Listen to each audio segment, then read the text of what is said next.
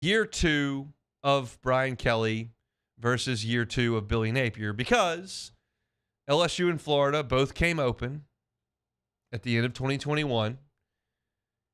Dan Mullen was ousted at Florida. Ed Ogeron was ousted at LSU. And both of those teams jumped into the coaching market. Now, LSU had a quote-unquote head start there. They fired Ed Ogeron midseason. Dan Mullen was fired at the end there in Gainesville. And Florida moved very quickly. And they hired Billy Napier. And LSU hired Brian Kelly. Kind of, it was a very fascinating coaching search from the outside because there were so many differing opinions and rumors and this and that, and Lincoln Riley this and Mel Tucker that, and all of a sudden, boom, Brian Kelly is named head coach at LSU. And so the natural thing for everyone to do is to go, well, Florida and LSU are rivals. They play each other every year. And as far as we knew at that point, that was going to continue. We don't know that now, but we did at that time.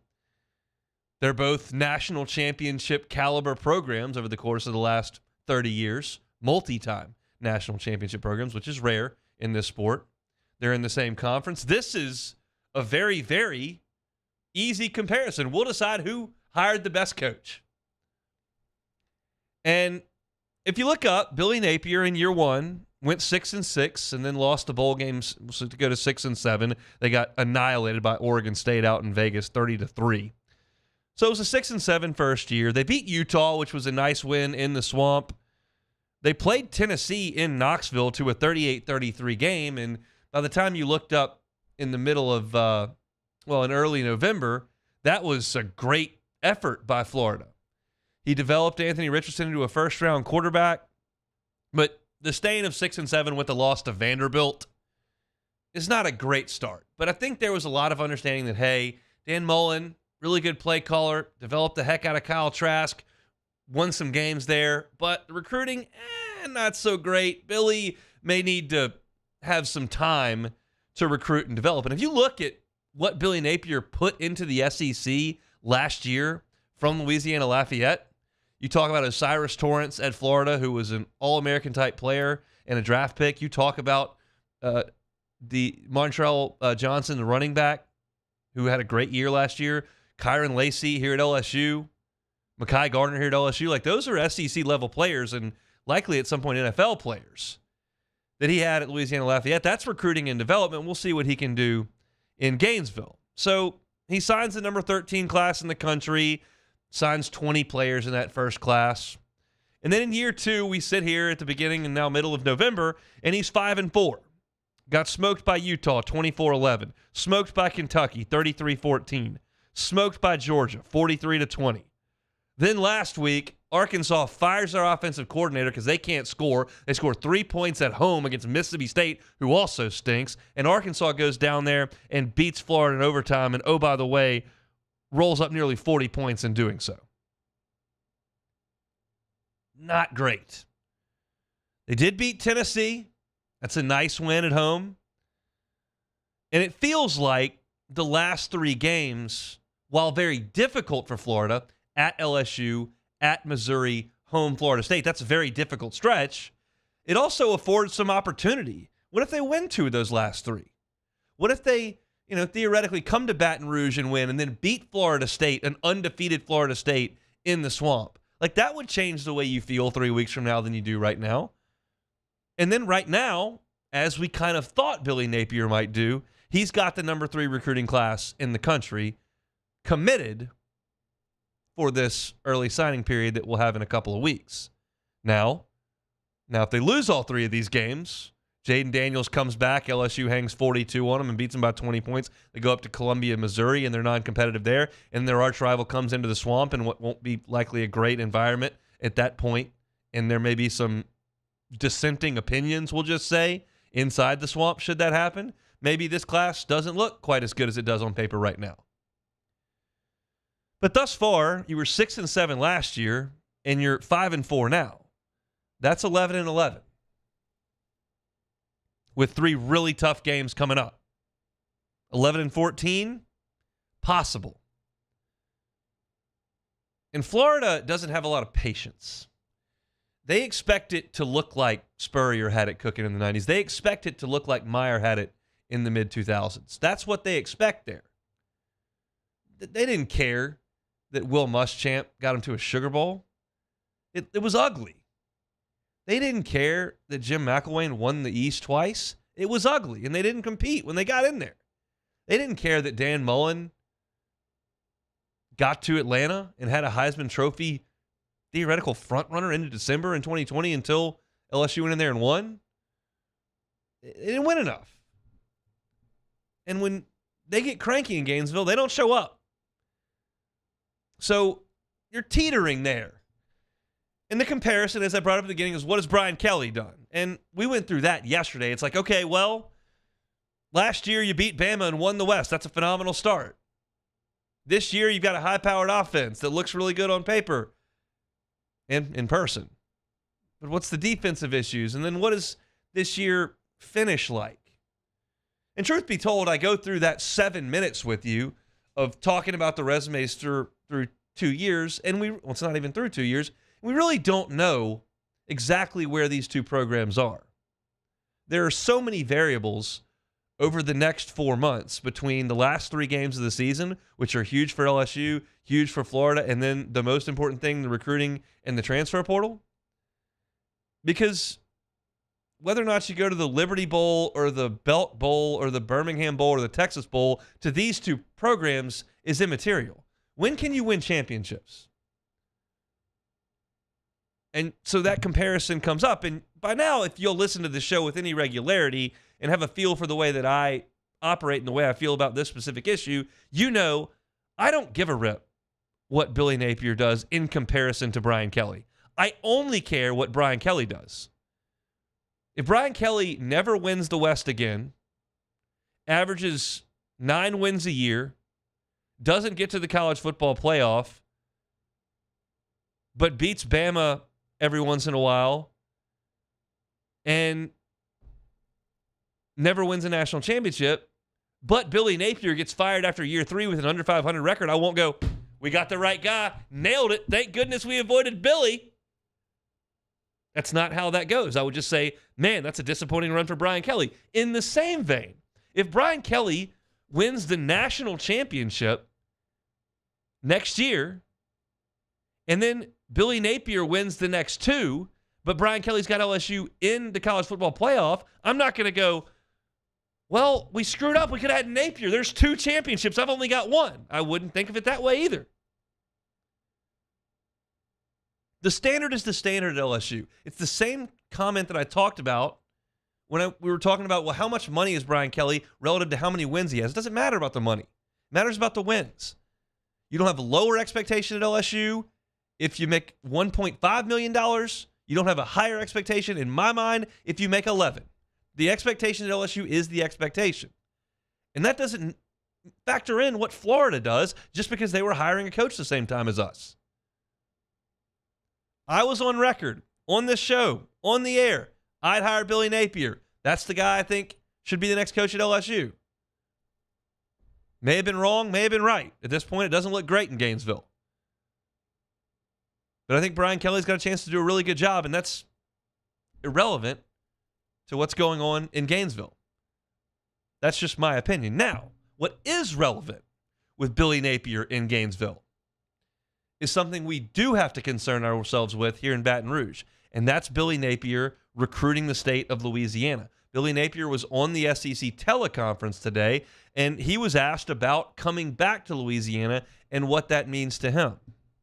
Our time in Louisiana was fantastic. You know, I think really appreciative of the people in Acadiana and Lafayette, for the, just first-class experience, for not only myself but our family as well. My wife, Allie, and our kids really enjoyed our time there. One of the reasons why we stayed there for as long as we did. And I think anytime you go back to your home state, there's an element of that, that is significant, right? And I know our guys will be excited. But look, we play in the SEC. Every week presents a great opportunity. There's always some challenges to each opponent that we play. This is going to be a great opportunity for this team and some of the individual players on our team. he has deep roots in Louisiana because of that time at Louisiana Lafayette and because of his time recruiting the state when he was on staff with Nick Saban in Alabama. And you already know that Jabbar Jalouk and Corey Raymond have spent a ton of time here. That's a focus for them in recruiting. Not the focus. They got a pretty fertile state to go get some players from themselves. However, they are going to show up here. I don't know that Dan Mullen was coming to Louisiana very often. I don't know if that was a priority for him. Obviously, he did recruit it at Mississippi State. He's familiar with it, but Billy Napier is coming in here to get players, and he did, to this point, one this year. Wardell Mack from down there in New Orleans, who plays cornerback. If you hadn't noticed, LSU could use some good cornerbacks. So I don't care about the resume of Billy Napier and Brian Kelly at their current stops when you speak about comparisons. All I care about is Brian Kelly's. But I'll start caring about Billy Napier more if he continues to show up in this state and pull players that LSU wants and needs to pull in. That's where I am on this whole Billy Napier, Brian Kelly conversation. So they'll get it underway at Tiger Stadium, 6:30 on Saturday night. We'll certainly be talking about it for the next couple of days here on the Hunt Palmer Show. Our Wednesday show is brought to you by Schneider Golf Mechanics. So fired up to tell you about Schneider Golf Mechanics. Look, if you are a golfer, you need to take a look at Schneider Golf Mechanics. That means if you're a scratch player who plays 3 times a week and wants to work on their game, you can do it at Schneider Golf Mechanics. If that's a beginner who doesn't really know how to play the game but would like to get into it, Schneider Golf Mechanics can do that. It's on Bluebonnet, just north of I-10. They've got 2 state-of-the-art golf simulators in there that you can use if, like I said, you're a scratch player and you want to work on launch angle and ball speed and spin rate and all those kind of things. They've got a golf simulator that can give you all that information, as well as cameras, and Matt Schneider, who's a certified golf teaching professional. He can give you lessons as well. If you're just a beginner who wants to hit some golf balls, doesn't have time to spend 5 hours out there shooting 150 because you're uncomfortable out there, Schneider Golf Mechanics can help you with that as well. You can practice your game in a controlled environment, in the air conditioning, with a mat, and get some feedback from Matt Schneider as well. You can also play some games in there. Those simulators have Augusta National and Cypress Point and Pebble Beach on them. So if you want to bring a couple buddies in there and play a little bit, you can. If you want to treat it like a virtual driving range, you can do that as well. Schneider Golf Mechanics, so much fun for golfers of any age or skill level. Right there on Bluebonnet in the shopping center just north of I-10. Our new Wednesday sponsors here on the Hunt Palmer Show. That is Schneider Golf Mechanics. You are now listening to the Hunt Palmer Show. As the weather gets colder, the NFL offers stay hot on FanDuel. Right now, new customers get $150 in bonus bets with any winning $5 money line bet. That's $150 if your team wins. Been thinking about joining FanDuel? There's no better time to get in on the action. The app is so easy to use. There's a wide range of betting options, including spreads, player props, over-unders, and more. Visit FanDuel.com/1045ESPN and kick off this NFL season. FanDuel, official partner of the NFL. Must be 21 and present in Louisiana. First online real money wager, only $5 pregame moneyline wager required. $10 first deposit required. Bonus issues and knowledge of a bonus bet that expires 7 days after receipt. See terms at sportsbook.fanduel.com. If you or someone who has a gambling problem and wants help, call 1-877-770-STOP. In times of need, get a full list of phone numbers, websites, and other important emergency information on the Demco Stormwatch page at 1045ESPN.com. Follow us on Twitter at 1045ESPN to cast your vote in the Citizens Bank and Trust Poll of the Day. Vote daily inside Off the Bench, live at lunch, Hunt Palmer. And after further review, Citizens Bank and Trust brings you the Poll of the Day via Twitter at 1045ESPN.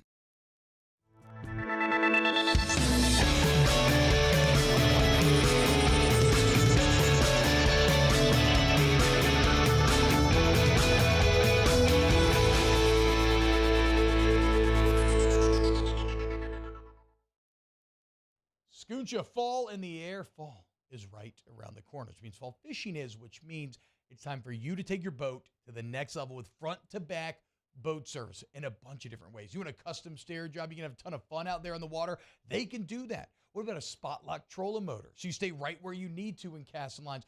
Or sonar that's let you see the fish under the water before you cast.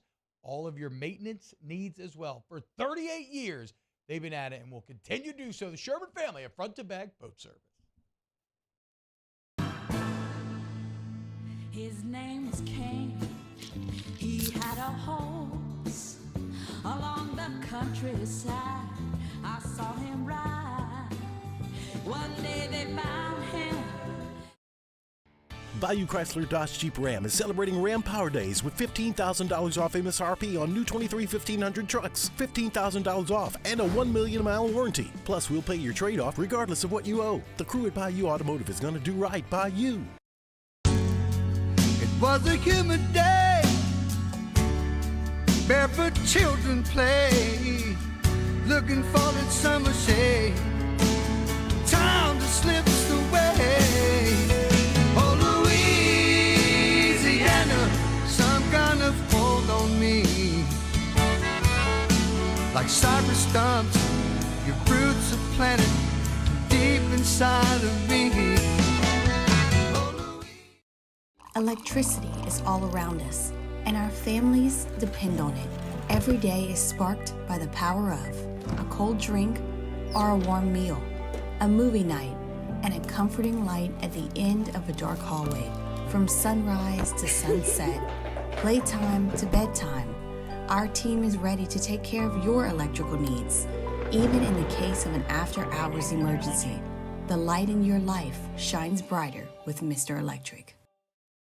Dylan Cruz here to tell you about Six Rings Baseball and Softball Camp. If you live on the North Shore and play ball, go to Six Rings Camps with former LSU assistant coach Dan Canaveri. His knowledge is second to none, and your child will improve and have fun doing it. Camps are held at Coquille Park and Six Rings Academy in Covington with 4 sessions over the summer. Full day and morning only sessions are available from Sunday, we will bring you 3 different NFL games. We will start with the noon kickoff, the 49ers at Jaguars. Immediately following that, it's Lions and Chargers, and then our nightcap, the Jets and Raiders. To catch all 3 of those games, tune in right here on 104.5 ESPN Baton Rouge.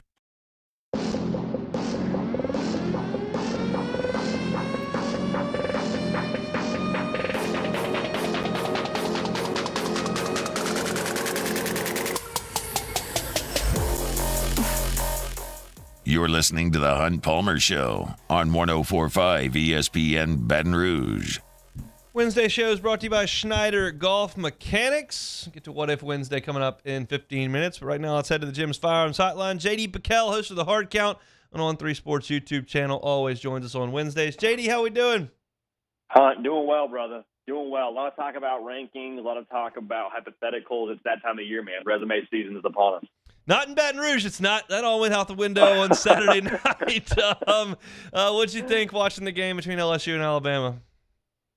You know, I think for me the big takeaway was Alabama's kind of evolution since we saw them week 2. Because week 2, I mean, Jalen Milrose looked a little bit lost. The offense looked out of sorts. And I think they always had the personnel, right? Like we never questioned if they had the talent to be a team that could play for an SEC title or play for the college football playoff. But they've sort of settled into their rhythm, it looks like. I mean, Jalen Milroe is now running the Jalen Milroe offense and not so much the Alabama offense. So it looks different than I think we thought it would when we got together at SEC Media Days. But at this point in time, I mean, Bama is firing on all cylinders, and then I would not want to play them at this point. So LSU, with as much talent as they have offensively, I think we all sort of saw the defensive deficiencies that were potentially going to be a factor in this game, and those kind of showed themselves in some ugly ways. But no, as a whole, I think LSU is still really good, and I think Alabama's really good. So I don't think you say anything negative about either team coming out of it, but you hope Jaden Daniels can get back here sooner rather than later.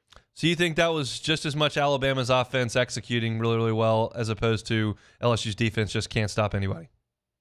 You know, I think it was. I think it was. I think obviously like LSU, they have their own issues, but Jalen Milroe, the Jalen Milroe that showed up in College Station a year ago would have found a way to give LSU 2 or 3 extra possessions. And he just was very much so definitive, got downhill with authority and just said, okay, I'm going to play my game. I'm tired of trying to do this whole let me be a quarterback and try and throw the ball around the yard here. And he's got a good arm, but I think we all understand like his best asset and what differentiates him is how phenomenal of an athlete he is. Like he's the guy that you don't want stuck in and run in space. And so I think it's all of its hindsight is 2020, right? And so you can sit here and say, well, maybe you wish you would have been more aggressive if you're LSU defensively trying to rattle him, and maybe that you wish you played a little less zone coverage. But like as a whole, I think Alabama's rounding into a different specimen than they were early in the year. And I think LSU, what they didn't have with Mekhi Wingo being out and the injuries on the back end and all those things, I think just proved to be a failing recipe, unfortunately. Is Jaden Daniels still in the running for the Heisman Trophy? Man, he's still my guy. He's still who I would give the award to if it were given out today. Now, I don't have a Heisman vote, so unfortunately for the good folks at Baton Rouge listening to this, I apologize for getting your hopes up. But no, I mean, when it comes to the total body of work and what he's meant for LSU and the production he's put forward, I mean, I don't know there's anybody else in the country that's holding a candle to him right now.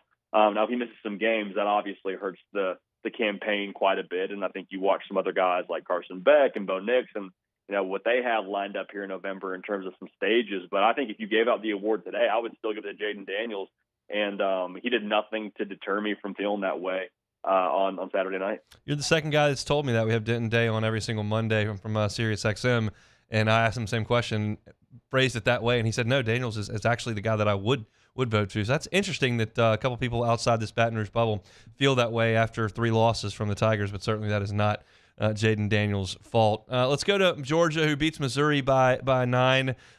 Adequate showing from Missouri, just not enough to get over the top, and Georgia just keeps winning. Yeah, I kind of left that game feeling like we sort of knew what both teams were. Like we thought Missouri was a top 15 team, a lot of talent on the outside. If Luther Burden's able to play the entirety of that game, I know he came back in the second half, was a little bit dinged up.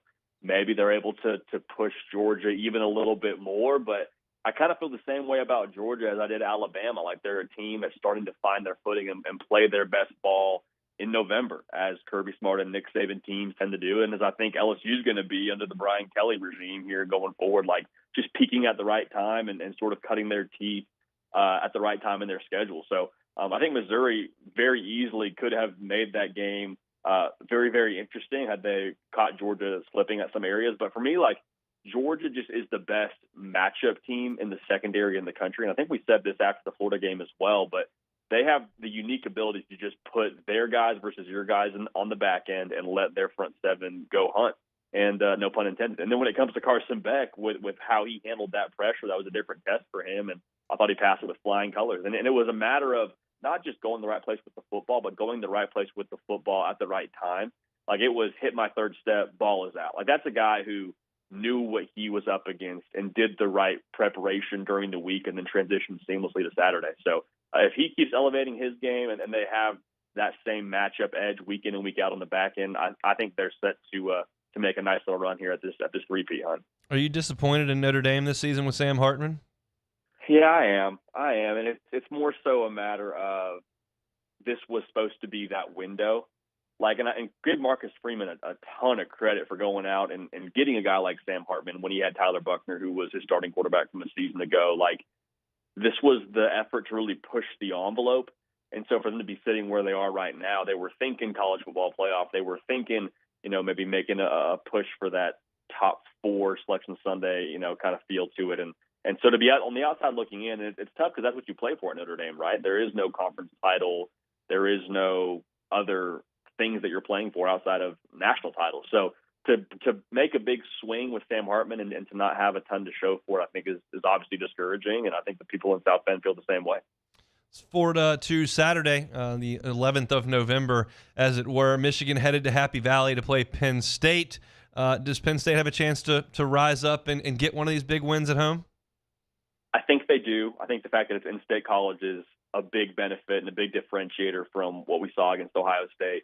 The nice part for Penn State in this game is there's no Marvin Harrison Jr. on the other side, because we look at that game against Ohio State and it was really, I thought from a roster perspective, pretty even. And that's saying something with how Penn State's acquired talent the last couple of years. And the thing that I'm watching from this one now is, can J.J. McCarthy and Michigan elevate their pass game? Like if Penn State is truly a better operation up front, which we expect them to be, and they don't give up 400 yards rushing again, can J.J. McCarthy be the guy to beat them? And to take a step further, can those weapons like Colston Loveland and Roman Wilson win their man coverage battles to force Penn State into a place where they have to start scoring points? So if Penn State's going to win, they got to win on the back end as well as in not get gashed like they did last year. But then offensively, we need to see a little bit more, I think, swinging of their sword, to quote Mike Leach. Like I'd love to see a little more of a hot stove moment for Drew Aller early in this game that forces that Michigan front seven to maybe lighten the box a little bit and allow them to have a little more of a balanced game plan, like a deep pass to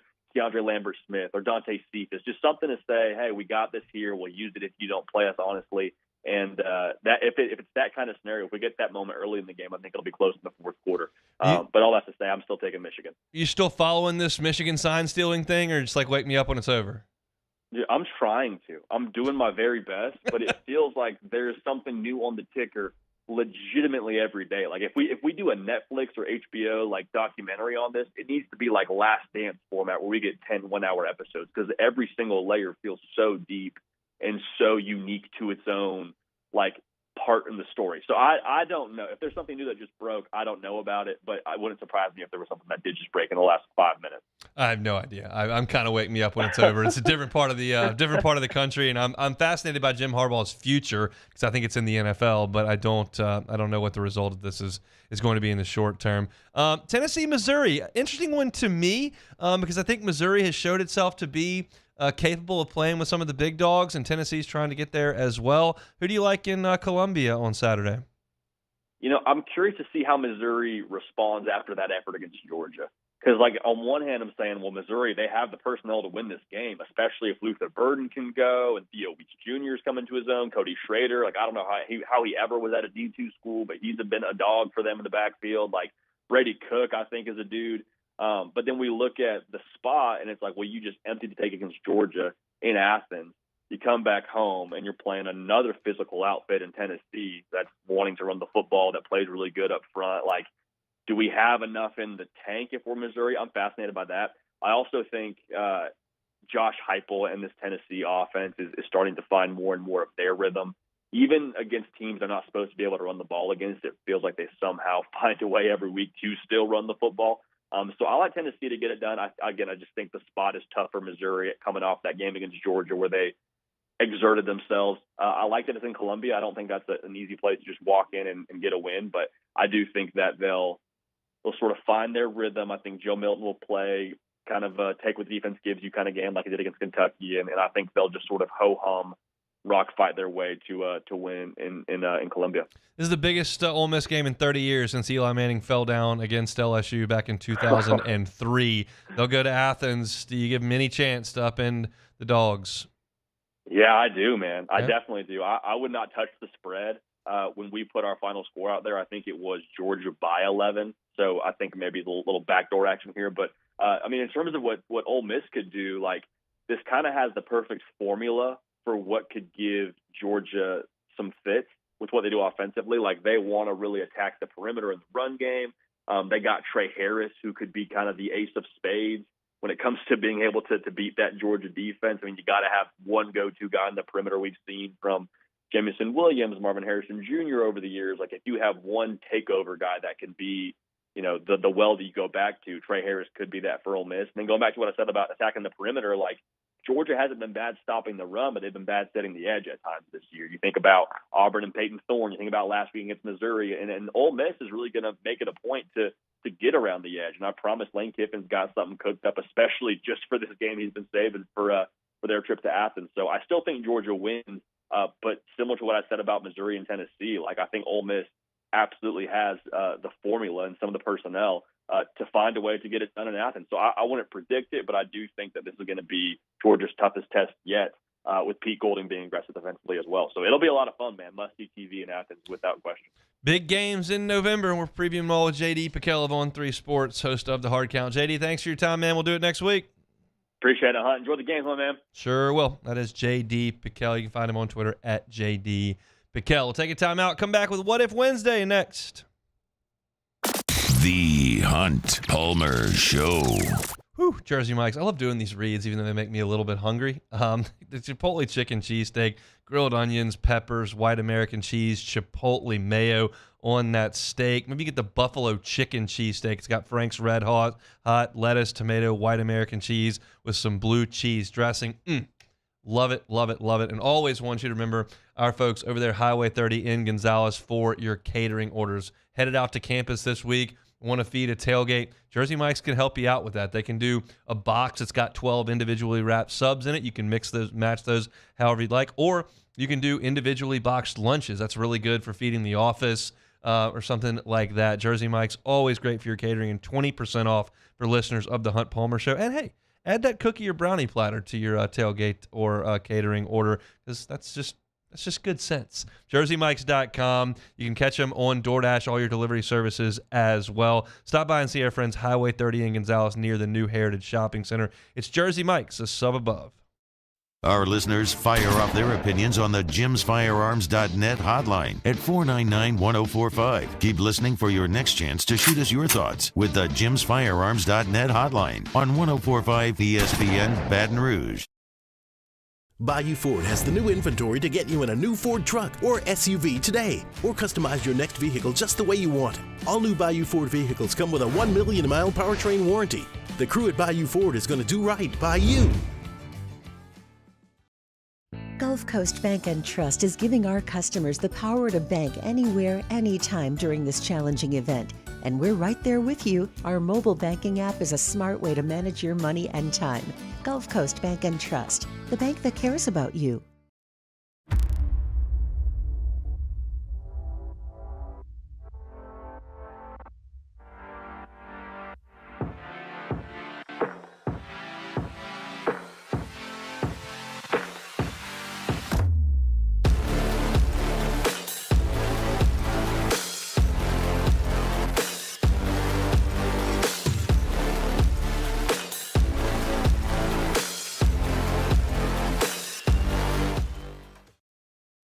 Scooncha, fall in the air. Fall is right around the corner, which means fall fishing is, which means it's time for you to take your boat to the next level with front-to-back boat service in a bunch of different ways. You want a custom stair job, you can have a ton of fun out there on the water. They can do that. What about a spot lock trolling motor? So you stay right where you need to in casting lines. Or sonar that's let you see the fish under the water before you cast. All of your maintenance needs as well. For 38 years, they've been at it and will continue to do so. The Sherman family of front-to-back boat service. I've been doing business with Luba for 25 years. They're dependable, trustworthy. It's just the attention to detail with our clients. Our folks have years and years of experience. They're highly trained professionals, but many companies have that asset. What I'd like to think makes Luba a bit different is that we use those talents in a way that truly is dedicated to serving the needs of the folks who depend on us. Gulf Coast Office Products is a nationally recognized Savin office equipment dealer based right here in Louisiana. Over 100 employees strong, Gulf Coast has the boots on the ground to support all vertical markets, from education, engineering, legal, and finance. With the latest in office technology, from desktop to production segment units, Gulf Coast and Savin have the perfect fit for you. Call 225-756-2644. That's 756-2644 for Gulf Coast Office Products.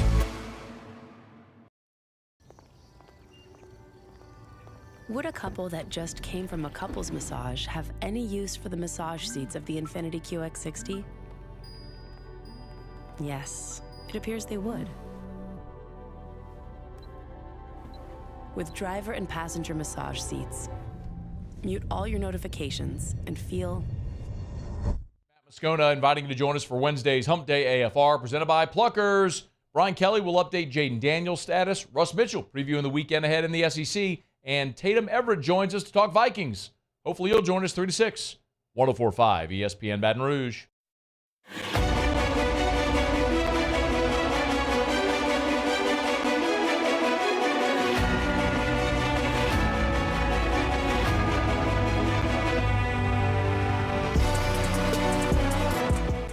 You're listening to The Hunt Palmer Show on 104.5 ESPN Baton Rouge.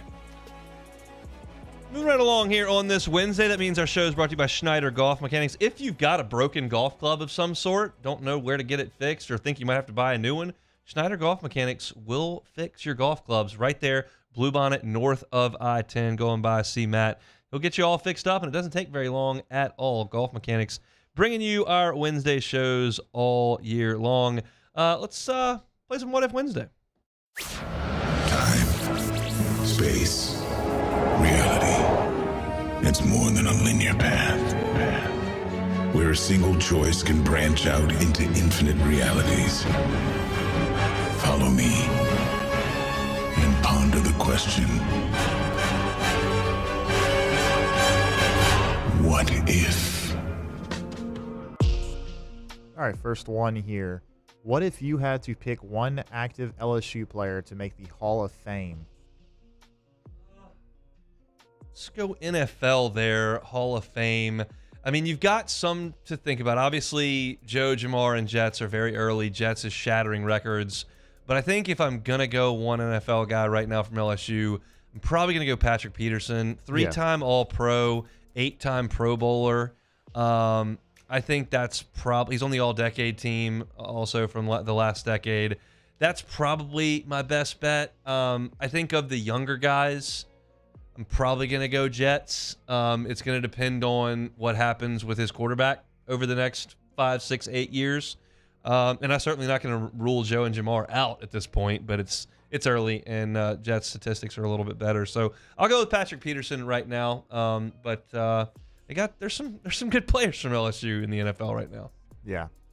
I would have to throw Devin White in there too. I think he's gonna. I don't know if he's gonna get enough All Pros, but I think he's gonna be probably one of the best linebackers to ever come out of LSU to play in the NFL. I don't know if he's no doubt Hall of about Fame that. level, He's been fantastic, and I think Daniil Hunter's had a really good NFL career. I just don't know if we're going Hall of Fame there. That's more of like Pro Bowl type seasons back to back to back. And they're really, really good. I mean, Odell Beckham had a ridiculous start to his career, and then injuries derailed the entire thing. And then Andrew Whitworth just stopped playing, so that's a guy that you would have looked at 15 months ago. But that's a pretty good list of guys that got in the league right now. All right, moving on. What if you had to start drinking either coffee or wine? So I've never had a glass of wine or a cup of coffee in my life. If I had to start drinking one of them,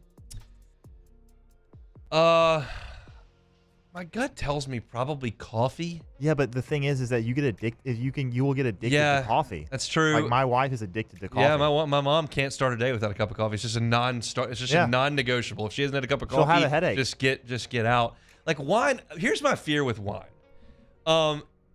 Because I'll drink a beer or a seltzer or whatever I usually drink like really fast, and wine's I think I would drink wine way too fast. Like scotch is there to be sipped. I'm not going to drink that too fast. I just feel like with wine, it's there. I think I would house a glass of wine and like I do a glass of water at the restaurant. I think it's a little different. I mean, it is a little different. It's Obviously, it's just the way I think about it. And I don't want either one. I think wine tastes bad. I'm not averse to alcohol, obviously. And I think coffee tastes bad. And I don't really feel like throughout the course of my day that I need a cup of coffee. I don't feel like I need one to get out of bed. I don't feel like I need one to get my work started. I don't feel like I need one to start the show at 1 o'clock. I just, I'll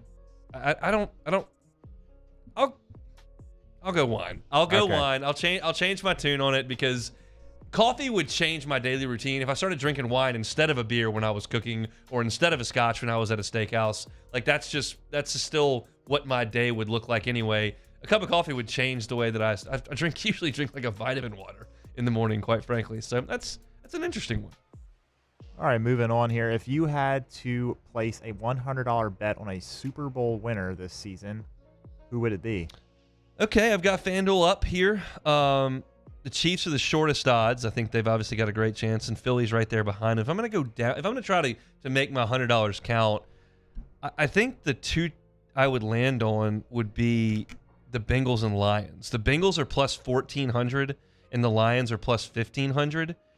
I'm not 100% sure the Lions aren't the best team in the NFC right now. Now, you're going to have to beat somebody out of the AFC, but they might be the best team in the NFC. That gives me a real shot there anyway, and it's certainly, I mean, it's 3 times the odds of the Eagles. And the Bengals are playing awesome. Now, so are the Ravens, so the Bengals may not win their division and are going to have to go on the road. They did that 2 years ago, but it's hard to do. So I think right now, if you're making me put $100 down, I'll put it on the Lions at plus 1,500. Okay. I'm looking at the Dolphins at plus 1,200. That seems really enticing. That is good. Yeah. Although, the Chiefs just got them. But yeah, that's a good bet. All right, moving on. We got some from Twitter here.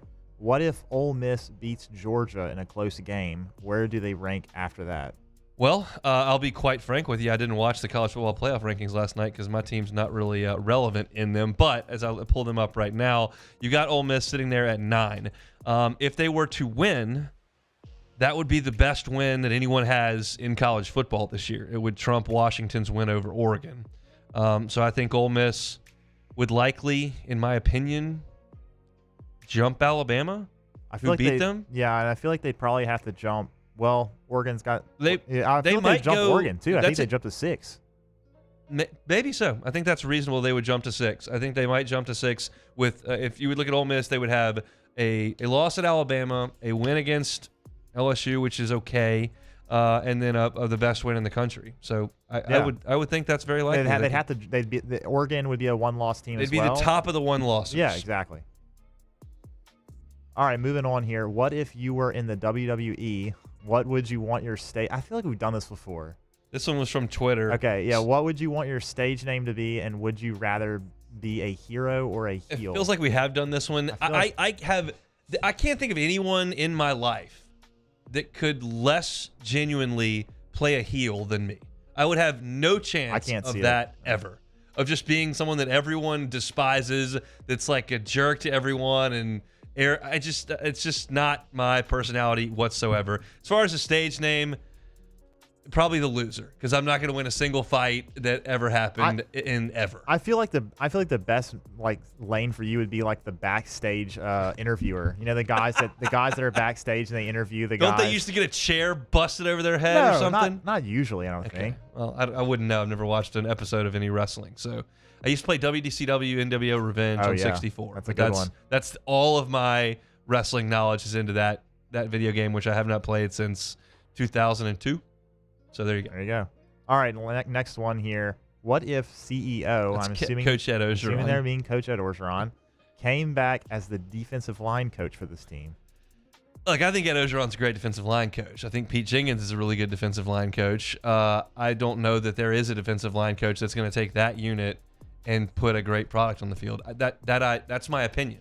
I could certainly, well, I won't be proven wrong because they're not going to hire a new defensive line coach for the last 3 games. But I just don't think it matters. I think that they are just not very good. Yeah. I don't. There's too much evidence to see. In football, while there's certainly a lot of nuance and some coaches are better than others, like it's still hand placement and quickness and get off and shedding your block, and it's either a 2-gap or a 1-gap, and like everyone's kind of teaching a variation of the same thing. The coach can't go out there. It's the player has to be able to do it. I mean, it is what it is. It's just to this point, it's not a great unit. They're not great at rushing the passer. They're not good at stopping the run. It's just not good. There's too much evidence. All right, we get this next one here, the last one. I think we might have done some variation of this as well, but what if Shreveport area cable providers did not carry WGN in the 90s? Yeah, I wouldn't care very much about the MLB. It would be like the NFL or the NBA, where I still watch. I enjoy all of the products. I just don't have passion rooted into it that dictates who I'm pulling for, how badly I want them to win. I don't have I don't hate any teams in the NFL. I don't hate any teams in the NBA. I despise the Cardinals and Brewers. And so when the MLB playoffs come on and like the Brewers are on, like I'm rooting for a team. When I turn on an NBA playoff game, I'm just watching the game, and which is great, but it's a completely different viewing experience. When I watch the NFL playoffs, outside of now the Bengals, and I certainly would like the Saints to win, but the passion's not there like it is with the teams that I've liked my entire life, and the only reason I like the Cubs is because of WGN. So that would be a difference maker for me and a lot of people around the entire country who were just like me, who grew up watching either the Cubs on WGN or the Braves on TBS. It's just kind of become part of life. So that's it for What If Wednesday. Appreciate y'all for firing some status at Twitter. Still plenty to get to on this Wednesday edition of the Hunt Palmer Show, presented by Schneider's Golf Mechanics. Got Matthew Bruni coming up in about 30 minutes. Got SEC Football Power Rankings in hour number 2. When we come back, big day for Jay Johnson. I'll tell you about it in broad terms coming up next. You are now listening to the Hunt Palmer Show. One Bath and Closets. OneBathAndClosets.com is that website. David Duvall and his team been in the game for 30 years, redesigning and remodeling bathrooms and closets. So many people just unhappy with their closet situation. It's just part of it. I think more of them may be female than male, but either way, a lot of people not thrilled with it. What would a customized closet do for your living space? David Duvall and his team are licensed contractors. They can knock a wall out and put in a brand new closet and create a new space for you. Or they can take the current space that you have and just upgrade it with some things that can be customized to you. Whether that's different shelves or cubbies or mirrors, tie racks, different hooks and things that they can do to create space to declutter your situation in your closet. You won't know unless you take that free consultation. Go to onebathandclosets.com, click the free consultation button there, check out the testimonials, pictures of their great work. And once again, like I tell you every day, if you look at it and go, I don't know if I can pay for this right now, they have financing options available to make that easier on you. Onebathandclosets.com is that website. Head on over to onebathandclosets.com. In times of need, get a full list of phone numbers, websites, and other important emergency information on the Demco Stormwatch page at 1045ESPN.com. Bayou Chrysler Dodge Jeep Ram is celebrating Ram Power Days with $15,000 off MSRP on new 23 1500 trucks, $15,000 off, and a 1 million mile warranty. Plus, we'll pay your trade-off regardless of what you owe. The crew at Bayou Automotive is going to do right by you. The Windsor Senior Living Community in Mandeville, Louisiana is a beautiful, vibrant apartment community geared toward seniors. They are nestled right in the heart of Mandeville, where seniors live a more carefree lifestyle in spacious apartments with the peace of mind that comes from having a little extra help. Call the Windsor at 985-624-8040 to schedule a lunch and tour. Come see how the Windsor can be your passport to peace of mind. Electricity is all around us, and our families depend on it. Every day is sparked by the power of a cold drink or a warm meal, a movie night, and a comforting light at the end of a dark hallway. From sunrise to sunset, playtime to bedtime, our team is ready to take care of your electrical needs. Even in the case of an after-hours emergency, the light in your life shines brighter with Mr. Electric. Dylan Cruz here to tell you about Six Rings Baseball and Softball Camp. If you live on the North Shore and play ball, go to Six Rings Camps with former LSU assistant coach Dan Canaveri. His knowledge is second to none, and your child will improve and have fun doing it. Camps are held at Coquille Park and Six Rings Academy in Covington with 4 sessions over the summer. Full day and morning only sessions are available from ages 7 to 13. Go to sixringsbaseball.com or call 985-206-9096. Learn the game to love the game. The interior of an Infiniti is thoughtfully designed to be all about you. And by you, we mean every version of you. Because there's luxury you can feel, and there's luxury that lets you feel. Infinitely you. Experience luxury like never before with Infiniti Premium Care, included with the 2023 QX80 at your local retailer. Running Boards Marketing can help you get their attention. Imagine your brand's message on a giant LED billboard truck that can't be skipped and is nearly impossible to ignore. Running Boards Marketing is the leader in effective and affordable advertising on digital mobile billboards, which are 2 times more effective than traditional billboards. With a 97% recall rate, you'll leave a lasting impression with your customers.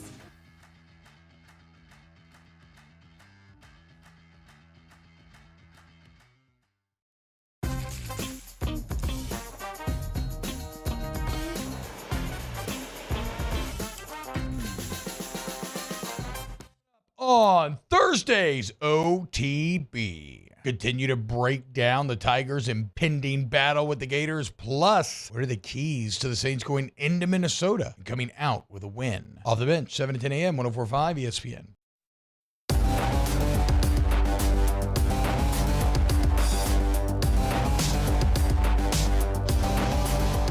You're listening to The Hunt Palmer Show on 104.5 ESPN Baton Rouge. National Signing Day for football coming up in a couple of weeks, and we'll quite literally probably go through the entire class of signees that day. That's just how you handle a football signing day. And when Matthew Bruni comes on in 20 minutes, we're going to talk about the 2 signees that Matt McMahon has inked today. I'm not going to go through Jay Johnson's entire signing class from today because that's not a worthwhile exercise. You've never heard of any of the players, probably, most of you listening. And some of them won't show up. So that's a discussion for June every year. But I am just going to mention today, while we have a little bit of time here at the end of hour number 1, what kind of class LSU has brought in on paper today. It is obscene. Like, better than A&M's football class from a few years ago. Like, it is unbelievable how good this class is. Baseball America has ranked it number 1 in the country. Perfect Game has ranked it number 1 in the country. I will go through a couple of names here just to let you know. It's not important that you remember these names. It's not, because they may not even show up here. I'm just letting you know in terms of what kind of star power LSU has got in this signing class, what the sites are saying about it. In terms of Perfect Game's high school ranks, Connor Griffin is the number 2 high school player in the nation. He's a 6'4", 215-pound, right-handed power-hitting outfielder / pitcher from Mississippi. He's just a specimen and a freakish talent who could be a top 5 pick in the Major League Baseball draft. And so you hear that and you go, well, he'll probably never show up here. And he may not, but he's in the signing class, number 2 player in the country. Number 5 player in the country, Cam Caminetti. Ken Caminetti's nephew, the late Ken Caminetti, who was a great slugger in the 90s. Cam is a two-way player. He's a left-handed pitcher who throws 96 miles an hour from Scottsdale, Arizona. He's got a really good slider. He's a superstar and will probably never come to LSU, but he's number 5 player in the country. Derek Curiel, number 6 player in the country. That's right. 3 of the top 6 players in the country have signed with LSU. He's an outfielder from West Covina, California, just an elite-level athlete, speed, run, bat. I mean, all the tools that you could want. Derek Curiel has them, and he's the 6th-ranked player in the country. And then Cade Arambidi, who's a catcher from Tomball, Texas, right outside of Houston, clocked at 102 miles an hour from the outfield and then 90 miles an hour from behind home plate. Just a ridiculously talented defensive catcher with some real upside as a hitter. 5 of the top 10 players in the nation have signed with LSU today. That is remarkable. I could add in some of the Louisiana flavor and will, because you'll know the names, a lot of you listening. John Pearson from West Monroe, that is Josh's younger brother. He's the 3rd Pearson to go through this process. The oldest Pearson decided to sign Jacob and move on to professional baseball and forgo playing at LSU. Josh obviously has come to LSU and has had a really nice 2-year run, including a national championship. John's the 3rd one. We had him on the show last year. He's 6 feet, 205, stocky build, big power, and is a right-handed bat that is full of potential. And then William Schmidt from right here at Catholic High, big-time right-handed pitcher, was at one point committed to Mississippi State and has switched and is committed to LSU. It's a loaded class. They did an exceptional job 2 years ago of getting a lot of these really, really ridiculously high talents into LSU.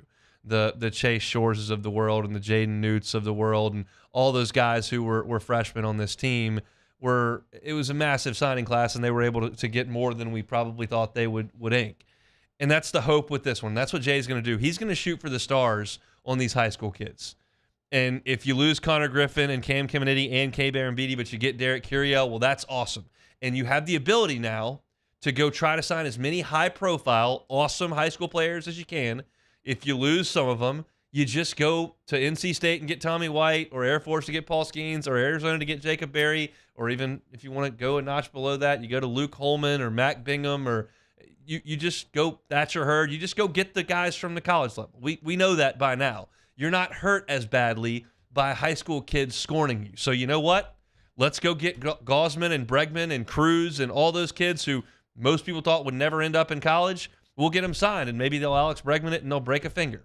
Maybe they'll Dylan Cruz it and strike out a little bit more than we thought they would as a senior and end up in college.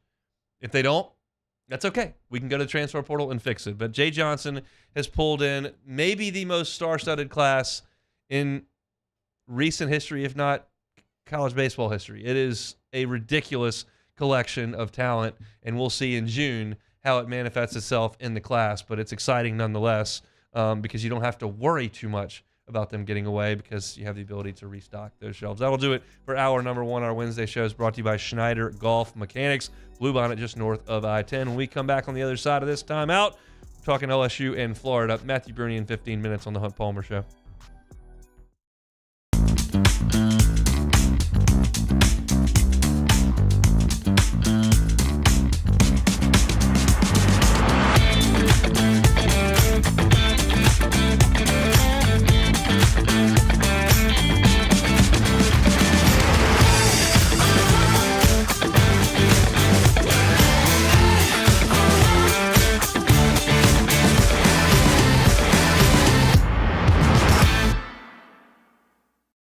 Bayou Ford has the new inventory to get you in a new Ford truck or SUV today, or customize your next vehicle just the way you want it. All new Bayou Ford vehicles come with a 1 million mile powertrain warranty. The crew at Bayou Ford is going to do right by you. Breck teamed up to reimagine your parks, and you imagined big. With your help, we went to work, creating 12 beautiful community parks across the parish. A family-sized water park, miles and miles of trails, and parks just for your dogs. There are more places to splash, to explore, to run wild, and even soar. You imagined, we delivered gold. Breck, your #1 park system in the nation.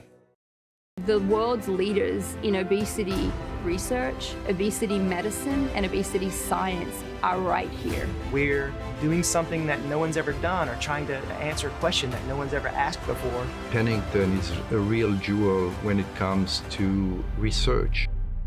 We are finding the solutions to the world's worst chronic disease, which is obesity.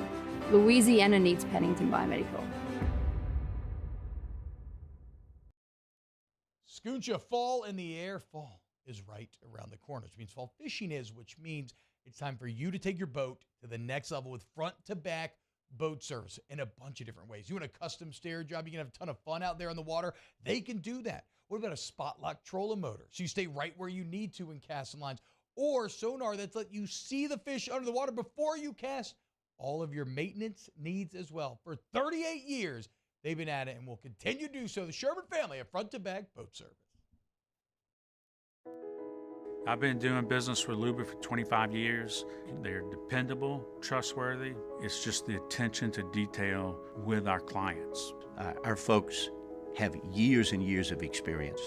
They're highly trained professionals, but many companies have that asset. What I'd like to think makes Luba a bit different is that we use those talents in a way that truly is dedicated to serving the needs of the folks who depend on us. Gulf Coast Office Products is a nationally recognized Savin office equipment dealer based right here in Louisiana. Over 100 employees strong, Gulf Coast has the boots on the ground to support all vertical markets, from education, engineering, legal, and finance. With the latest in office technology, from desktop to production segment units, Gulf Coast and Savin have the perfect fit for you. Call 225-756-2644. That's 756-2644 for Gulf Coast Office Products.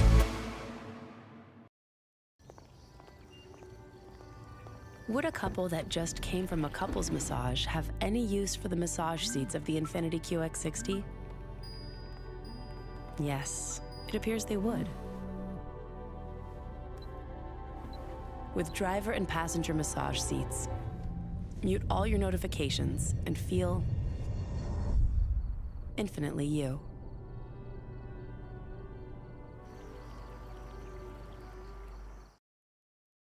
At Relief Windows, we're more than windows. We're windows, doors, hardy plank, and vinyl siding.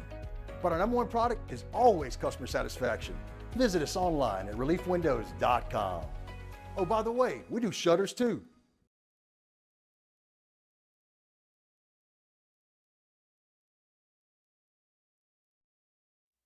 This is SportsCenter. I'm Christine Lisi. A response from Michigan expected by the end of today by the Big Ten on the notice of discipline alluding to illegal sign-stealing allegations, reports ESPN's Pete Thamel. A ruling by the league is not expected until tomorrow at the earliest, as officials are expected to take time to absorb Michigan's response. Potential discipline from the Big Ten would likely be a suspension for football coach Jim Harbaugh. ESPN college football insider Heather Dinich. For all of the allegations, the most important thing to remember is head coach responsibility, and it's the NCAA rule, whether Jim Harbaugh knew or not, that specifically states he can be held responsible for the actions of his staff and individuals associated with the program. Heather Dinich on Get Up. Second-ranked Georgia has not ruled out All-America tight end Brock Bowers against number 9 Ole Miss on Saturday. Bowers out the last 2 games after ankle surgery, is running again in practice. Bears quarterback Justin Fields doubtful tomorrow against the Panthers. Carolina receiver DJ Chark also doubtful. Giants will start undrafted rookie QB Tommy DeVito against the Cowboys on Sunday. Think O'Reilly Auto Parts for all your car care needs. They're close, convenient, and have the parts you need fast, along with excellent customer service from professional parts people you can trust. Stop by your local O'Reilly Auto Parts today or visit O'ReillyAuto.com. Ladies and gentlemen, may I direct your attention to something quite extraordinary? Now, the Hunt Palmer Show. The Hunt Palmer Show on 104.5 ESPN Baton Rouge. Live from the Mercedes-Benz of Baton Rouge studios. This is Hunt Palmer. Hour 2, Wednesday edition of the Hunt Palmer Show, brought to you by Schneider's Golf Mechanics. New Wednesday sponsor here, Blue Bonnet, just north of I-10. Matt Schneider, awesome dude, certified golf professional. He can give you lessons, or you can just go in there and have some fun on their golf simulator. Schneider's Golf Mechanics, awesome spot. And as I mentioned in the first hour, you got broken golf clubs, whether that was out of frustration or they broke in the course of play. Matt can help you by fixing those golf clubs over there at Schneider's Golf Mechanics. Brian Kelly met with the media on the SEC coaches teleconference this morning, and as you might expect, there was a lot of discussion about Jayden Daniels. He was asked a number of questions about Jayden's availability. Some of it was fairly cryptic. Some of it was as honest I think he could be. The first question was, okay, do we think that he's going to be on track to practice prior to Thursday? He worked out this morning, and it appears as though that workout went well, which is the last stage before he's cleared for non-contact practice. So we're expecting him to practice today. If all things go well through practice today, then he'll be cleared for contact on Thursday. So our assumption this entire time, and of course that's good news that he's going through workouts, he seems ineffective, he should be cleared for practice. All that is great. But we're all assuming this is a concussion. It's never been formally announced to us that Jayden Daniels did have a concussion. So the question was asked by Sheldon Mickles, the advocate, did he have a concussion? Our medical people put him in what is called our concussion protocol. I don't know what, the specifics are, but it certainly triggered our protocol for concussion. I don't know what the medical, bar is for that.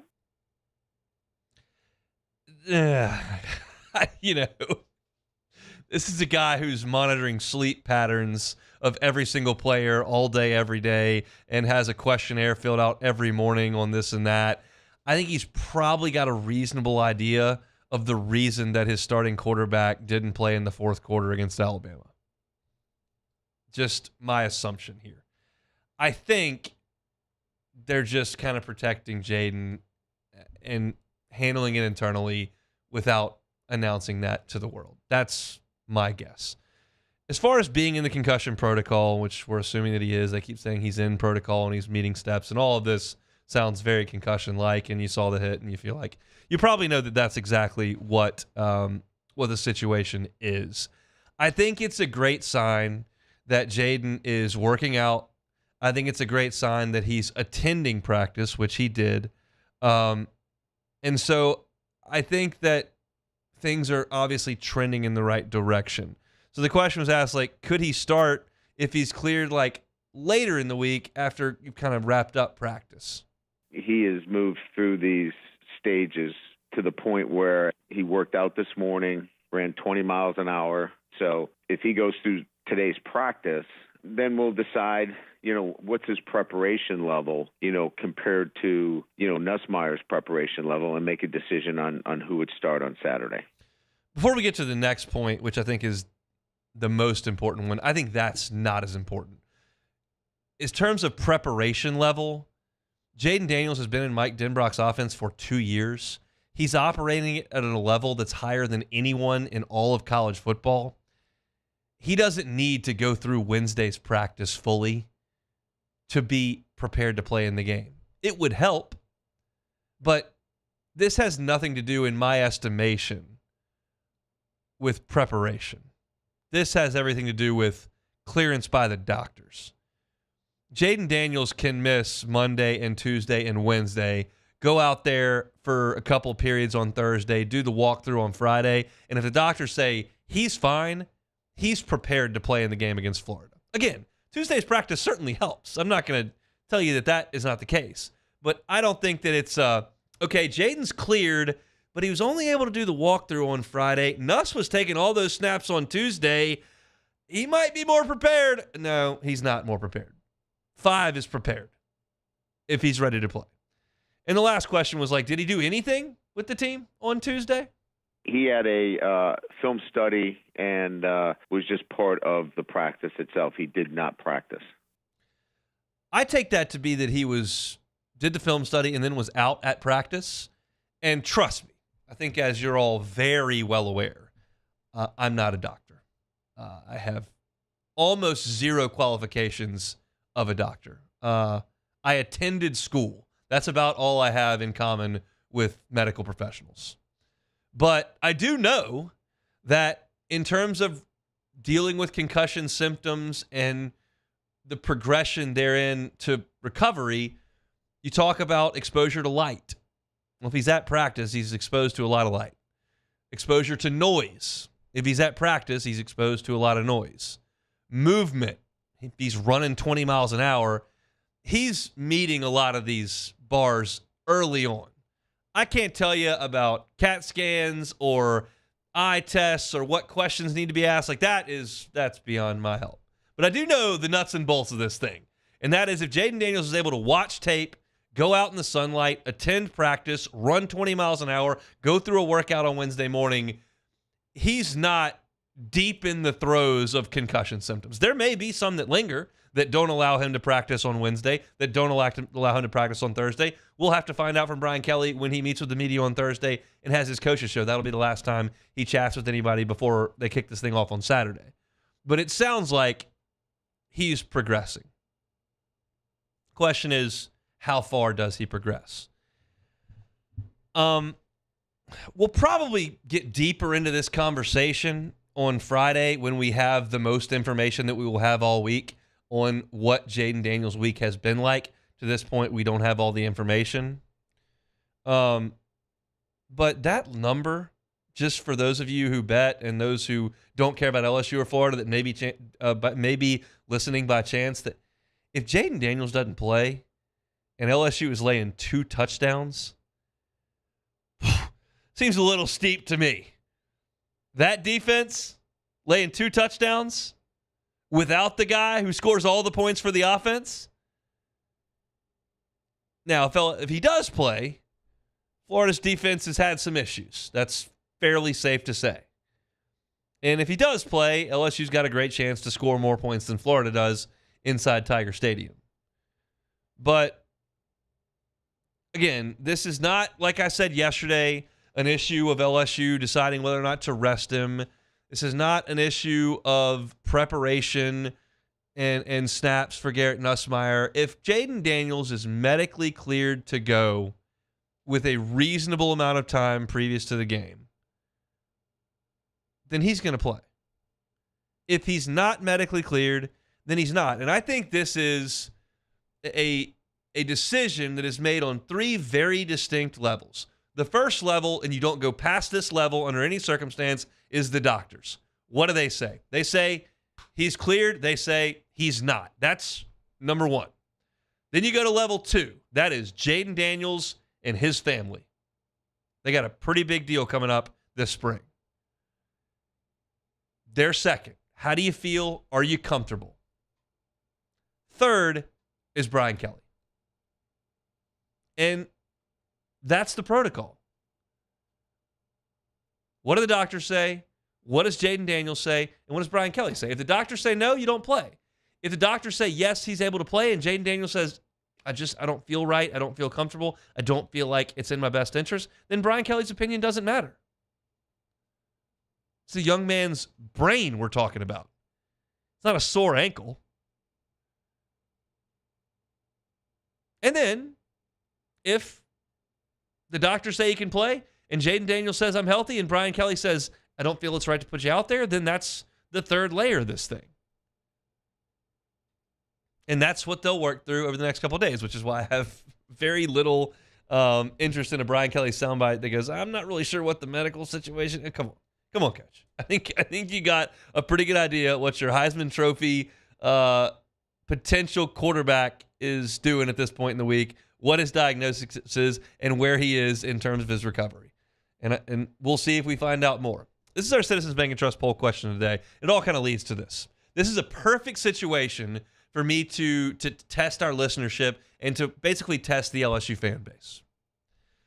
We got to figure out how I want to phrase this, but this will be the general point of the question. All right. I want to know if LSU fans want to know Jaden Daniels' progress and Billy Napier knows his progress, or they're okay not knowing and Billy Napier doesn't know. Like, that's what I'm curious about. It's the same deal with like starting pitchers in baseball. Like Jay Johnson wants to hide that. Fans want to know. I want to know. Well, you don't know. Do you want to force Billy Napier and his staff to prepare for two guys and you just have no idea if your team's quarterback's going to play? Or do you feel like I'm the fan, I should know on Wednesday if he's playing or not, and you give the Florida coaching staff those 3 days? That's the question I want answered. We'll have to figure out how we want to ask that. I think we could say, like, do you want Brian Kelly to continue to update Jaden Daniels' status or not? Maybe something like that. I don't know. But I want to loop in the Florida angle to it. So it's like, which would you rather?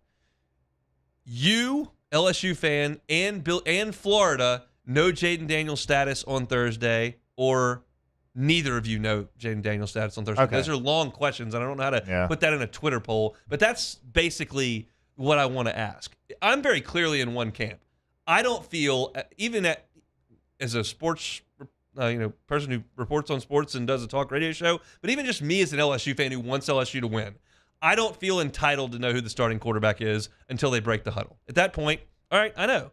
And if that means that Florida's got to take time out of their practice dealing with Jaden Daniels stuff to maybe focus on some things that Garrett Nussmeier does, I'd rather them do that while I don't know than feel like I'm entitled. Hey, I pay all this money. I don't pay any money, but I know that you spend a lot of money, LSU fan, to support this program. Like, I want to know who the quarterback is. So I'm curious to see how LSU fans feel about that. So we'll find a way to get that up on Twitter. But for now, we'll take a timeout and come back with Matthew Bruni next. You are now listening to The Hunt Palmer Show. LWCC is Louisiana Loyal, elevating and celebrating champions of Louisiana. Marucci Sports, certainly a champion of Louisiana. Marucci Sports helps us in terms of tourism. They bring thousands in every summer for their Marucci World Series. They attract top talent from all over the country to come work here in our state in their Marucci Baseball Performance Lab. They also keep talent in our state by employing them at the Marucci Baseball Development Lab. So, such a champion of Louisiana. Started right here in Baton Rouge as in the back of somebody's shed. Okay, well, we're making bats, and all of a sudden boomed into this multi-million-dollar business that is such an important piece to the economy down here in South Louisiana. LWCC is a champion of Louisiana. If you know of a champion of Louisiana, go to lwcc.com/champions and nominate a champion of Louisiana so that LWCC and we right here on the Hunt Palmer Show can tell their story. Marucci Sports, a champion of Louisiana. LWCC is Louisiana Loyal. Our listeners fire off their opinions on the jimsfirearms.net hotline at 499-1045. Keep listening for your next chance to shoot us your thoughts with the jimsfirearms.net hotline on 1045 ESPN Baton Rouge. His name was King. He had a horse along the countryside. I saw him ride. One day they found him. Life in Louisiana is a song. A symphony of sound, colors, and movement. Life is here, now. For life's moments, big and small, always there. The right card, the right care. Follow us on Twitter at 1045ESPN to cast your vote in the Citizens Bank and Trust poll of the day. Vote daily inside Off the Bench, live at lunch, Hunt Palmer. And after further review, Citizens Bank and Trust brings you the poll of the day via Twitter at 1045ESPN. Running Bart's marketing can help you get their attention. Imagine your brand's message on a giant LED billboard truck that can't be skipped and is nearly impossible to ignore. Running Boards Marketing is the leader in effective and affordable advertising on digital mobile billboards, which are 2 times more effective than traditional billboards. With a 97% recall rate, you'll leave a lasting impression with your customers.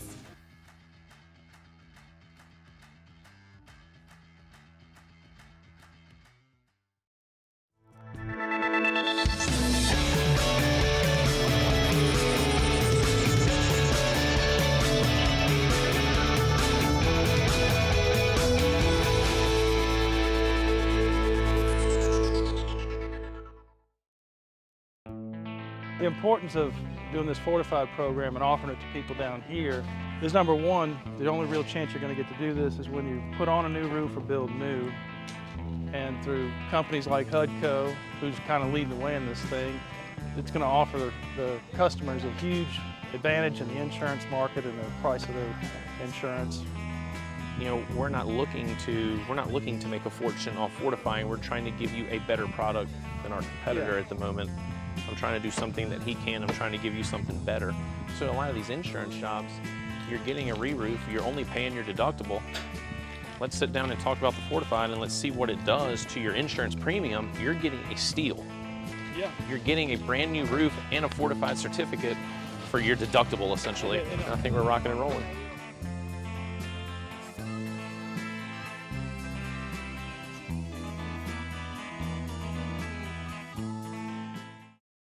Electricity is all around us, and our families depend on it. Every day is sparked by the power of a cold drink. Join us for the Thursday edition of Live at Lunch from Jolie Pearl Oyster Bar and Town Square Pizza. Paul Nolan will be with us, along with Dwayne Colucci and Matt Humans. Live at Lunch, 11 a.m. weekdays on 104.5 ESPN Baton Rouge.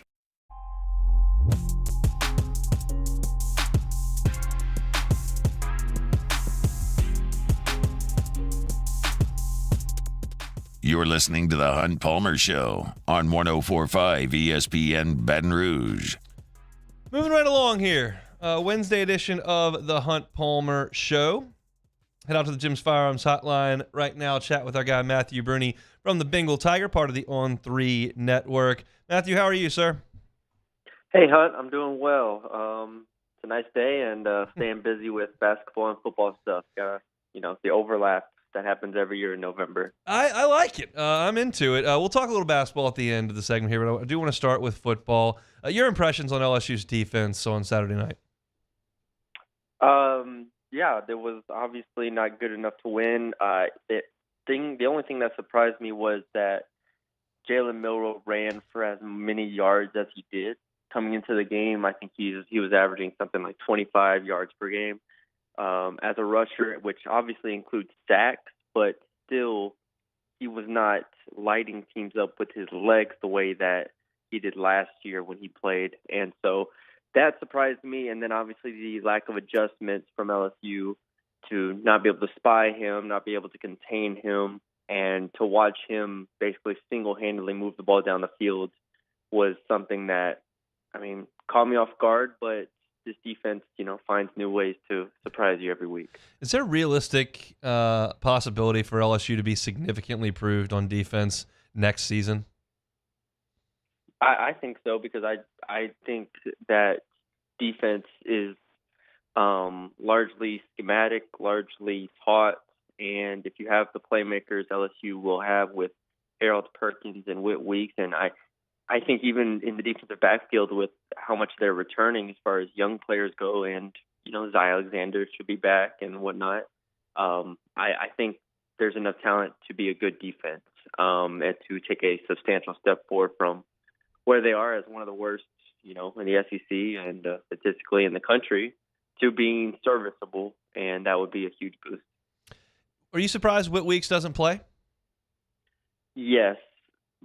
But I try not to, put myself above the coaches in a lot of ways. But from what we've seen, at the very least, he's a playmaker on a defense that needs playmakers. Omar Speights, I talked about it on our podcast because we were asked about it. But Omar Speights, when he signed to LSU, and I went back and watched the film, he was used in a much different way than what he's being asked to play right now. And I think it's obvious when looking at him that he's not completely comfortable because he spent 4 years at Oregon State playing one way and now he's playing a different way. So with that in mind, you love his experience, but it's very clear that he's not making plays at the rate which he played at Oregon State. So yeah, I do think it's surprising they haven't played Whit Weeks really at all. They didn't play him at all against Alabama, but then maybe he's just not holding up in practice. In terms of the Alabama game and LSU's rushing attack, Logan Diggs didn't really get too involved. Was that because they felt comfortable letting Jaden Daniels make plays, or because they didn't feel like they could run the ball? I think it's both, but I do think going into the game, I've said Alabama's run defense was going to be a problem for LSU. I didn't think Logan Diggs was going to rush for 100 yards or anything like that. I knew Jaden Daniels was going to have to do a lot with his legs, and he obviously did. So I look at it more of credit to Alabama's defense. It's hard to run that ball on that front, and even though LSU's offensive line did not play poorly, it's hard to consistently pick up yards, and especially when you're in a shootout like that, you can't really risk any TFLs or negative plays. If Garrett Nussmeier has to play 4 quarters on Saturday against Florida, how drastically does LSU's offense change? It would change. I think next year with Garrett Nussmeier, the offense will look different. If it's just a 1-week thing and Nussmeier's in for one game against Florida, I don't think the offense changes too much. Obviously, besides the scramble ability of Jaden Daniels is what you lose. I don't think they have the ability to put in any real changes on offense in this sort of a span. And Garrett Nussmeier, has been working in behind Jaden Daniels and learning the offense behind Jaden Daniels. So I don't think we would see much as far as new plays or different plays. I think you would just go in and try to execute the plays that they have already. Florida's been really good on offense against terrible teams and not so good on offense against good teams. LSU's defense is probably in the latter in the previous category is not very good. Do you worry that Florida might run up and down the field on LSU? Yes, I think Graham Mertz has played a lot better. I think this is the best football he's played in his career. They have a star receiver in Ricky Pearsall. They have good running backs, Montrell Johnson and Trevor Etienne. The offense definitely hasn't been their problem. I mean, their defense has just allowed 39 points to Arkansas. Yep. But I definitely could see Arkansas, maybe getting into the high 20s or something like that if LSU doesn't come ready to play. So yeah, I think Florida's offense has been solid, and as we know, Arkansas scored 31 on LSU. They go down a list of teams that score points on LSU. I wouldn't put it past Florida to put up some points. Chatting with Matthew Bruni, part of the Bengal Tiger, the On3 Sports Network. He, Billy Embody, Shay Dixon formed the Bengal Tiger over there on On3. Let's shift gears over to basketball. Can LSU be one of the top 3 or 4 3-point shooting teams in the SEC? That's a good question, Hunt. I think they're going to need to be. Yep. And I think if Will Baker can continue to be efficient and command attention down low, that will open up the floor for, like you said, the shooters. Without Jalen Cook, they don't have a dominant ball handler, so they're going to have to work more inside out. And, if he can command attention, I like them to get open looks. So, they could shoot 35%, which would be tremendous considering last year they shot like 31% in conference or something like that. I'm hoping for something close to 36, 37, which is really ambitious, but I think it's the only way for them to contend. I have questions on defense. I have questions in rim protection and rebounding, certainly questions with ball handling, but shooting can mask some things certainly on a given night, and I'm hopeful that they have enough options that they can find a hot hand most nights.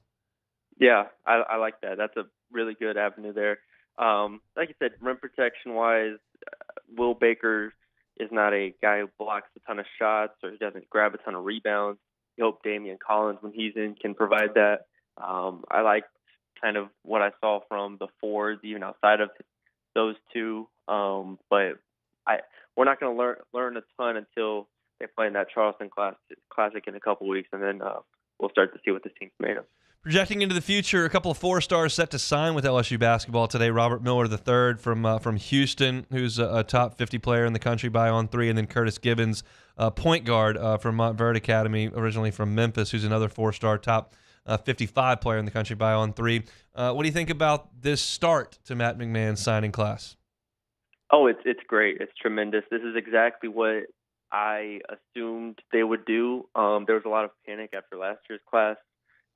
Which actually, in hindsight, you get Mike Williams, who looks like he's capable of starting or at least contributing in a heavy way this year, and Corey Chest. Those two were not ranked inside the top 100, and there were concerns about them recruiting. I think I've continued to maintain they're going to rebuild the roster with the transfer portal, which they did, and this 24 class is the pivotal one for them. And so they've definitely, in my opinion, they've hit 2 home runs. I mean, Curtis Gibbons is a real point guard that can come in and start right away for them, and that kind of alleviates whatever happens with Jalen Cook moving forward. And Robert Miller, I saw him in person in College Station over the summer. He is legit 6'10", a legit athlete, and has really, really good ball skills. So he'll take a little bit of time to refine, but I think he's further along than where Jalen Reed was coming into college. So I have really high expectations for those two, and so that's a really good start. And then Victorious Miller is the other name that's kind of been bandied about with LSU. Tell us about him and what you think about LSU's chances to land a third high-profile high school player in this class. Yeah, he's a real scoring guard out of California, but he has a lot of family in Louisiana, and I think LSU has a pretty good shot going down the wire here. They're in competition with schools on the West Coast in Oregon, USC, Gonzaga, but overall, I think LSU is in the driver's seat. We'll see if he makes a decision in this early signing period. If he does, I think LSU is, like I said, in a good spot to land him. But if it draws out to February or whatnot, then we'll see. Matthew Bruni, part of the Bengal Tiger on the On3 Sports Network, joining us here on the Jim's Firearms Hotline. Thanks, Matthew. Thanks, hon. Anytime. Got some SEC power rankings to get to, but first let's send out congratulations to Mark Cumby. Mark, our Week 10 winner in the 2023 Twin Peaks College Football Pick'em Contest, wins a Twin Peaks gift card. Don't forget to make your picks for Week 11 by noon on Thursday. Play the 2023 Twin Peaks College Football Pick'em today at 1045ESPN.com. Our Wednesday show is brought to you by Schneider's Golf Mechanics, brand new sponsor. Told you about him a few times throughout the show. Matt Snyder, awesome dude, Baton Rouge native, teaching professional, who's got an awesome setup at Schneider's Golf Mechanics. They've got 2 state-of-the-art golf simulators. You can treat it as a driving range. They'll give you all your data that's pertinent, whether it's your launch angle, swing speed, ball speed. You got a camera right there that can help fine-tune your game. You've also got the ability to just have some fun in there. You can play Cypress Point or Pebble Beach or Georgia Golf Club, which is where they play the Masters. Just don't get to use the name there on Schneider Golf Mechanics. And Matt was talking to me about Schneider Golf Mechanics and said one of the things that he really appreciates about the simulators is it's the best way to practice. If you're a beginner or you're a really great player, sometimes the driving range isn't the best place to practice. You've got weird lies and there's dirt, or you got wind blowing in whatever direction. You can eliminate all that with the golf simulator. You get the same lie every time, and you can see what your ball and what your swing and what your shot are actually doing time in and time out, and it's consistent. You take out all of those variables. Check them out at Schneider's Golf Mechanics. They've got a great setup over there on Bluebonnet, just north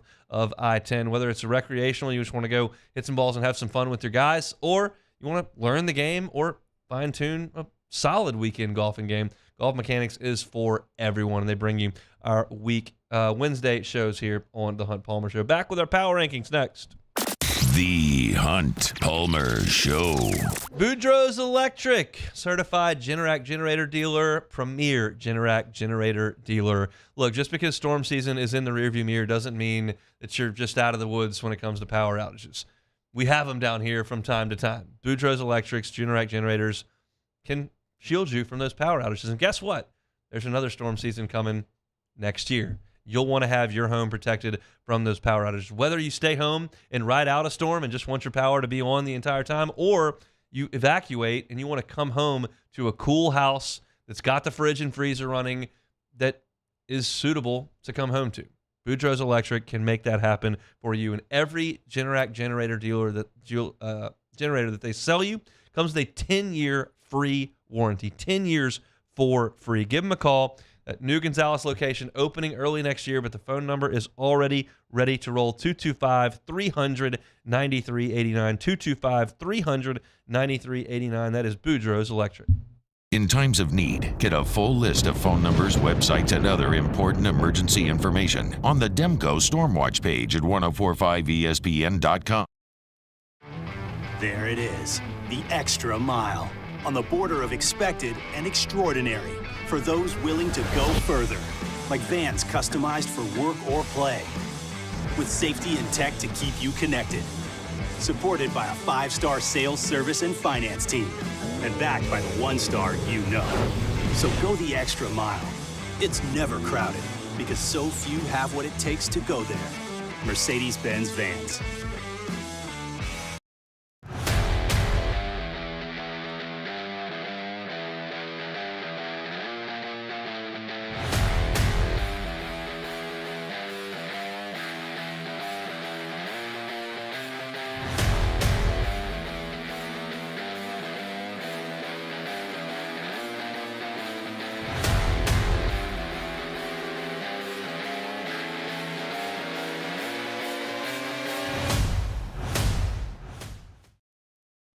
Scooncha, fall in the air. Fall is right around the corner, which means fall fishing is, which means it's time for you to take your boat to the next level with front-to-back boat service in a bunch of different ways. You want a custom stair job, you can have a ton of fun out there on the water.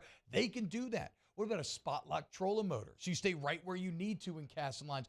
Or sonar that's let you see the fish under the water before you cast. All of your maintenance needs as well. For 38 years, they've been at it and will continue to do so. The Sherman family of front-to-back boat service. Running Boards Marketing can help you get their attention. Imagine your brand's message on a giant LED billboard truck that can't be skipped and is nearly impossible to ignore. Running Boards Marketing is the leader in effective and affordable advertising on digital mobile billboards, which are 2 times more effective than traditional billboards. With a 97% recall rate, you'll leave a lasting impression with your customers.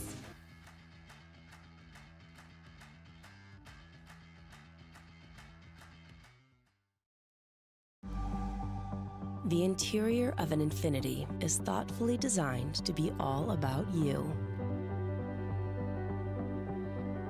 And by you, we mean every version of you. Because there's luxury you can feel, and there's luxury that lets you feel. Infinitely you. Experience luxury like never before with Infiniti Premium Care, included with the 2023 QX80 at your local retailer. I've been doing business with Luba for 25 years. They're dependable, trustworthy. It's just the attention to detail with our clients. Our folks have years and years of experience. They're highly trained professionals, but many companies have that asset.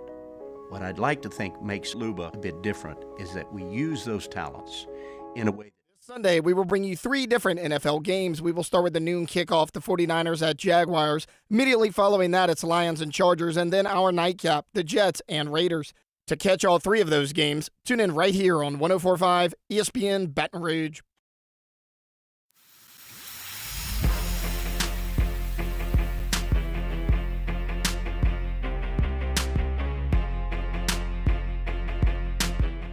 This is the Hunt Palmer Show on 104.5 ESPN Baton Rouge.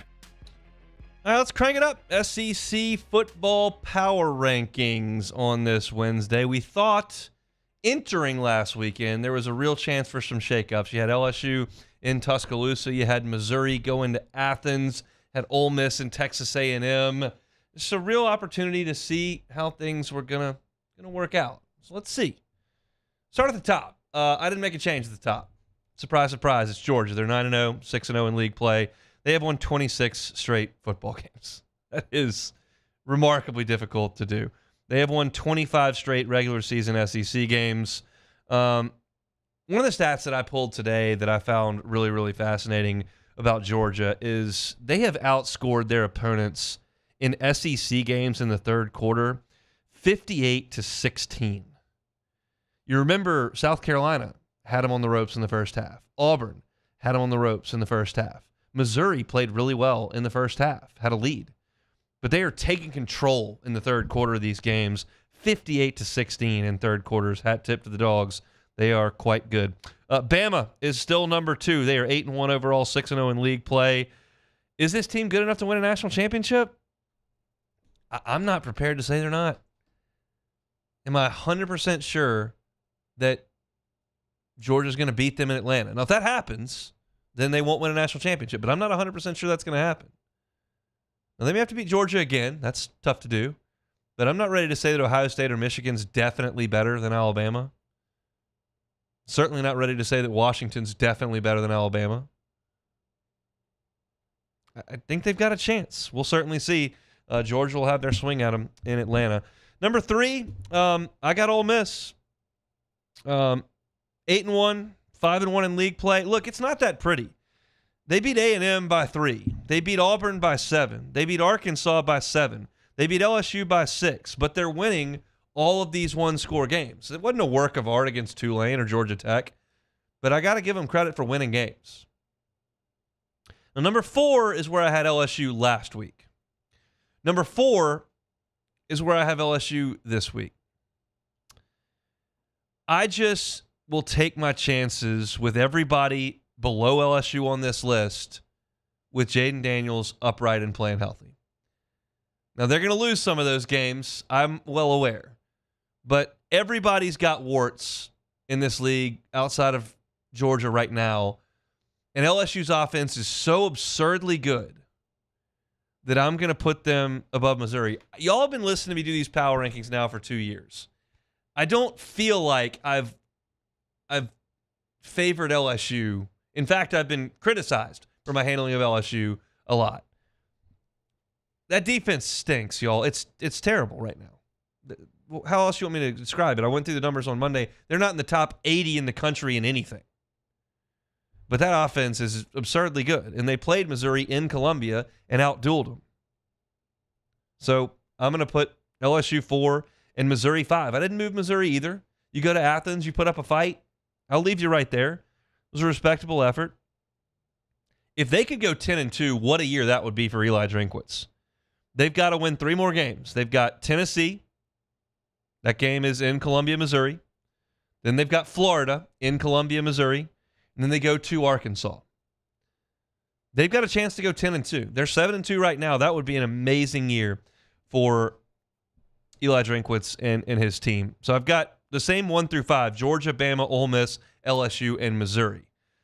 I've got Tennessee still at number 6 at this point. They're also 7-2, 3-2 in league play. Since they lost to Florida, which was inexplicable in my eyes, they've won 5 out of 6. If they had beaten Florida, a team that I think they're better than, honestly, how different would the next 2 weeks look for Tennessee? Because they're 3-2 in league play. If they were 4-1 in league play and they beat Missouri to go to 5-1, they're playing Georgia for the East. Like, that's where we are. But they lost against Florida, so I've got them down at 6. Number 7, Texas A&M, same as last week, even though they lost. Not dropping them. A&M's always close. They're close against Ole Miss. They're close against Bama. Close against Tennessee. Close against Miami. They just don't win. Now, Max Johnson's status is up in the air. Jimbo Fisher said very cryptically on the teleconference this morning, yeah, he's out there at practice doing what he's due. Whatever that means, Jimbo, I'm not sure, but thanks for talking real fast. We'll see what Texas A&M is. Max Johnson's not able to play, but right now I've got him at 7. Kentucky, I've got at 8. They're 6-3, 3-3 in league play. Snapped that 3-game losing streak by beating Mississippi State 24-3. Leary still only threw for 156 yards. They bring in this quarterback from NC State who's thrown for all these yards in the ACC, and you think, man, he's going to be great, and he hasn't been. And they brought in Will Levis, who is now playing well on Sundays, and he wasn't great at Kentucky. It's like big-time transfers are showing up and not really producing very much. So I'm not sure what that says about Kentucky, but I've got them at 8. I've got Florida at 9, same as they were last week. They are 5-4, 3-3 in league play. That is a heinous loss to Arkansas, and I should move them down, but I don't love anybody behind them better, and Florida's has at least had some impressive games. Nice win over Tennessee. That's a nice win. Awful loss to Arkansas. The last 3 weeks, and this is something we'll talk about Thursday and Friday, certainly, as we dive deeper into LSU and Florida, but Florida's defense the last 3 weeks has allowed 39 points and 465 yards to South Carolina, 43 points and 486 yards to Georgia, and 39 more points on 481 yards to Arkansas, who had just fired their offensive coordinator. This defense for Florida is not good at all. It's not playing well. Mertz is playing better, but I've still got them at 9. Got Auburn at 10. If you'll notice, which you wouldn't because you don't have my power rankings memorized, that's the same top 10 as last week. Nobody moved. Auburn beat Mississippi State and Vandy in get-right weeks, back-to-back weeks. They're at Arkansas this week before New Mexico State. If they can win at Arkansas, beat New Mexico State, that'll be 4 wins in a row for Hugh Freeze late before the Iron Bowl. That'd be a nice little feather in the cap as you inch closer to signing day, trying to build momentum, but they need to go to Arkansas and win if they want to do that. So 1 through 10, exactly the same. I haven't moved here. Arkansas is up 2 spots this week to number 11 after that performance. Maybe they found some offense. The defense has been decent all year. If KJ plays like he did in the Swamp, Arkansas will probably beat Auburn and FIU, and they'll have a chance against Missouri to get to bowl eligibility. I don't know if I can trust that to happen, but at least they have one side of the ball that's been competent and another side of the ball that's got a quarterback who has in his past done some really good things. That's why I moved Arkansas up 2 spots. I didn't move South Carolina. I left them there at 12. I still think they're awful. They were tied with Jacksonville State going to the 4th quarter. That's unacceptable. I think South Carolina is the most disappointing team in the league. To have them at 12th here, that's really, really bad. If South Carolina is not the most disappointing team in the league, then Mississippi State is. I had Mississippi State at 11 last week, coming off a win against Arkansas. I've backed them up 2 spots to number 13. Their last 3 weeks, Mississippi State has scored a total of 23 points. A total of 23 points in 3 weeks. Will Rogers has been hurt. Mike Wright is what he is. They trotted a freshman out there late in the game on Saturday. They were getting crushed. They didn't score a touchdown against Kentucky. They're awful. I've got them at number 13.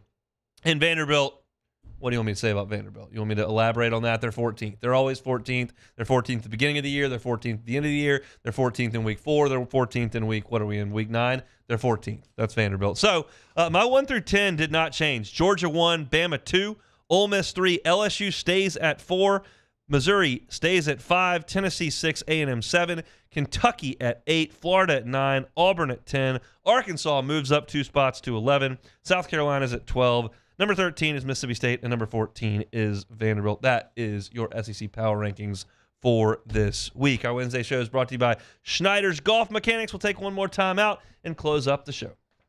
You are now listening to The Hunt Palmer Show. As the weather gets colder, the NFL offers stay hot on FanDuel. Right now, new customers get $150 in bonus bets with any winning $5 bet on the money line. That's $150 if your team wins. Been thinking about joining FanDuel? No better time to get in on the action. The app's so easy to use.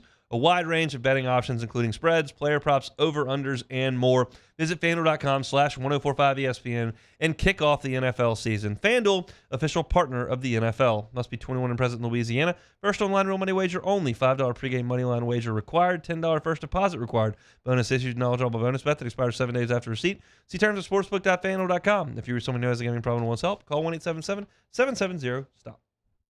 Our listeners fire off their opinions on the jimsfirearms.net hotline at 499-1045. Keep listening for your next chance to shoot us your thoughts with the jimsfirearms.net hotline on 1045 ESPN Baton Rouge. Follow us on Twitter at 1045ESPN to cast your vote in the Citizens Bank and Trust Poll of the Day. Vote daily inside Off the Bench, live at lunch, Hunt Palmer. And after further review, Citizens Bank and Trust brings you the Poll of the Day via Twitter at 1045ESPN. When it comes to ending cancer, we push forward, always working together for you.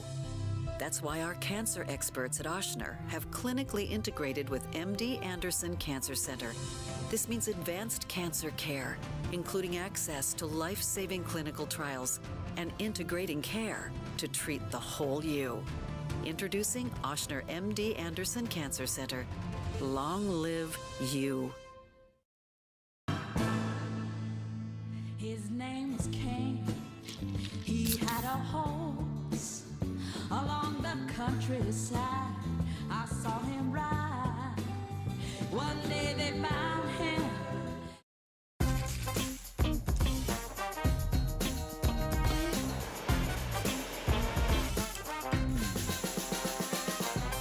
The best kept secret in town is out. Discover Tallulah at the Renaissance Hotel on Bluebonnet.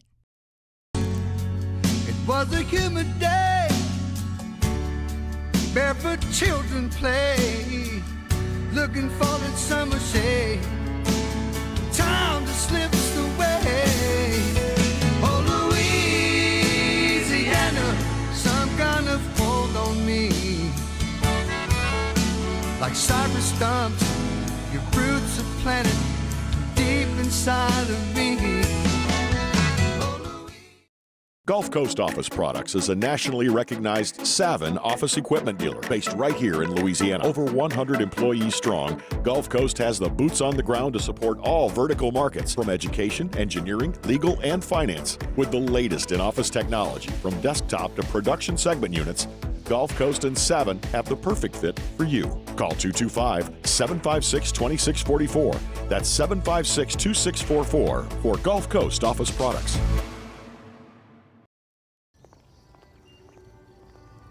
Would a couple that just came from a couples massage have any use for the massage seats of the Infiniti QX60? Yes, it appears they would. With driver and passenger massage seats, mute all your notifications and feel infinitely you.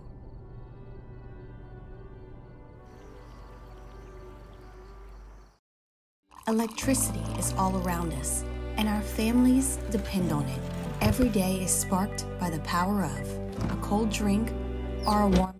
Join me for a Thursday edition of the Hunt Palmer Show, presented by Rouse's. Luke Johnson talking black and gold. We'll go down to Gainesville to check on the Florida Gators and look ahead to Florida and LSU. Hunt Palmer Show, 1 to 3 weekdays, 104.5 ESPN, Baton Rouge.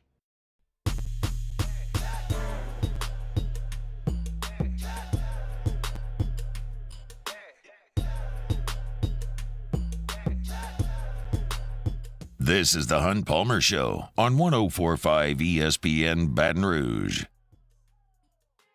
The promo is already telling you to get ready for tomorrow's show. I love that. We've only got 6 minutes left in this show, so now people know to listen tomorrow. That's excellent. Yep, that's on me. I just happened to finish that up a little earlier than usual, and of course the rotation was on that one already. There you go. Thing of beauty. Look, it's getting to that time of year. Things get dark a little early, and you knock off of work, and you'd love to go hit some golf balls, but you can't because it's dark. Well, it's not the case at Schneider Golf Mechanics because they're indoors, and they've got a simulator ready to roll for you to hit some golf balls at your lunch hour, after work, on the weekends, when it's raining. You can get your work in at Schneider Golf Mechanics. Matt Schneider is a certified golf teaching professional. He can dial in your game, whether you're a really good amateur golfer or whether you're just a beginner that's looking to pick up the game. Schneider Golf Mechanics, new sponsor here on Wednesdays, and we really appreciate them for bringing you our Wednesday shows. 104.5 ESPN Baton Rouge and Breck's Baton Rouge Zoo. Welcome you to the 18th annual Zoo Run. The Zoo Run is Saturday, November the 18th. It includes a 5K race that starts and ends at the zoo, plus a half-mile kids fun run. After the race, stick around and enjoy a day at the zoo. Visit 1045ESPN.com today to register for a 4-pack of tickets, and that includes entry into the race. All right, Jacob Beck, let's play some Take It or Leave It. All right, first one here on the docket. We've got Nick Saban, who's purchased 2 Florida BMW stores with his auto group for $700 million. You'll be stopping in for your next purchase. Take it or leave it. I'll leave it. I wouldn't buy a car from him for $28. Really? You're telling me if he offered you a really nice vehicle for $28, you would not buy it? Spit in his face. Wow. He's cost me years of pain and agony, including Saturday, which was painful and agonizing. So, no, I would not purchase a car from him. That's my story. I'm sticking to it. Don't test me on this either. No cars from Saban. Okay, moving on. Yankees Might GM, buy a car from Saban for $28, maybe. Yankees GM Brian Cashman balked at questions about the team following an 82-win season, saying, "I'm proud of our people and I'm proud of our process. Doesn't mean we're firing on all cylinders. Doesn't mean we're the best in class, but I think we're pretty effing good personally." Cashman has 1 year to right the ship. Take it or leave it. I saw a Yankee fan respond to that tweet, that quote, and said, only one team in the major leagues got fewer hits than New York Yankees last year, the Oakland A's, who were historically atrocious and are leaving town. I will leave it. I think the Steinbrenners are just so loyal to Brian Cashman that they just don't care. They think he's the best. They're going to keep spending money with him, and he's not good at it. He continues to sign guys like Josh Donaldson for $21 million instead of finding some players that aren't former MVPs 8 years past their prime. They got a lot of albatross contracts that are working up there in New York, and they got a really good division. So I'm not betting on the Yankees. They got to do some things to get better, and I don't think Brian Cashman's the guy to do them. So I think that things are tough in Yankee land right now. Staying in New York, the Giants embattled quarterback Daniel Jones, tore his ACL in the team's 30-6 loss to the Raiders. Jones throughout the season threw for 900 yards, 2 touchdowns, and 6 picks, and was 1-5 in his 6 starts. The Giants made a huge mistake extending him in the offseason. Take it or leave it. You think? I'll take it. That one's pretty easy. Look, it's so important to get quarterback right. We know this. And when you think you might have one, your tendency is to hold on for dear life. Daniel Jones is just not one you hold on for dear life. I know they got into the playoffs last year. I know they went to Minneapolis against a team that perennially chokes in the postseason, and they won a game. But that was a gross misstep. They've had the whole thing with Saquon. Brian Daboll went from the toast of the town to a goat in the year. It's just things are not good in Giant land either. Surprise, surprise. Most of the New York teams can't put one foot in front of the other. All right, moving on here. The Pels added C.J. McCollum to their long list of injured players with a collapsed lung. He'll be out for at least a few weeks. Zion also will not play tonight against the Timberwolves for, quote, personal reasons. The Pelican season is already over. Take it or leave it. I'll leave it. I mean, look, Zion's having a kid, okay? Baby Z's coming. He's going to miss the game tonight to see the birth of his son. Or child. I don't think we know what the gender is. But either way, look, it's tough. B.I. missed some time. Zion missed the back of back. Now C.J., the one guy who will play through just about anything, can't go out there and play because he's got a collapsed lung. They just can't seem to catch breaks. They'd love to have Murphy back as well. It stinks, but I'm gonna give Zion the night off for the birth of his child. We'll welcome him back in the next game. All right, last one here. The infamous Scott Boras spoke today, and on outfielder Cody Bellinger said Chicago got the comforts of a full belly. They're going to have to loosen their belts to keep Bellinger. Terrible wordplay aside, the Cubs stinks. Are screwed. Take it or leave it. Boras, your press conferences stink. Very good agent. Excellent at his job. Got a lot of people very rich. That analogy stunk. And I know we got the full belly last year on a cheap deal. That's good on us for identifying him and giving him the platform to have a wonderful year, which he did. So give us a hometown discount. That's what we need. We need to pay some other people. Answer the question, though, Hunt. Are the Cubs screwed?